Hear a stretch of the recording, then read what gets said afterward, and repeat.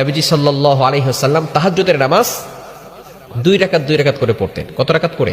2 রাকাত করে, 4 রাকাত, 6 রাকাত, 8 রাকাত, 10 রাকাত, 12 রাকাত, আপনি যা পারেন করতে পারেন।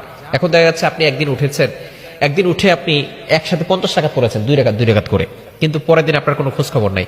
এটার থেকে আপনি দৈনিক যদি 4 রাকাত, 2 রাকাত করে 4 রাকাত অথবা 8 রাকাত, রাসূলুল্লাহ সাল্লাল্লাহু আলাইহি ওয়াসাল্লাম ম্যাক্সিমাম সময় 8 রাকাত পড়তেন।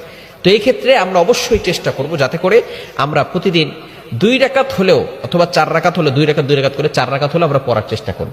একদিন উঠে অনেক পড়লাম, এই আমলের থেকে আল্লাহ পাক রব্বুল আলামিনের কাছে ওই আমলটা বেশি প্রিয় যে আমলটা অল্প হলেও প্রতিদিন করা হয়, দৈনিক করা হয়। এই আমলটা আল্লাহ তাআলার কাছে বেশি প্রিয়। এজন্য আমরা দৈনিক উঠে যখনই উঠে আমরা অবশ্যই 2 রাকাত করে 4 রাকাত পড়তে পারেন, 6 রাকাত পড়তে পারেন, 8 রাকাত পড়তে পারেন, এতে কোনো সমস্যা নাই।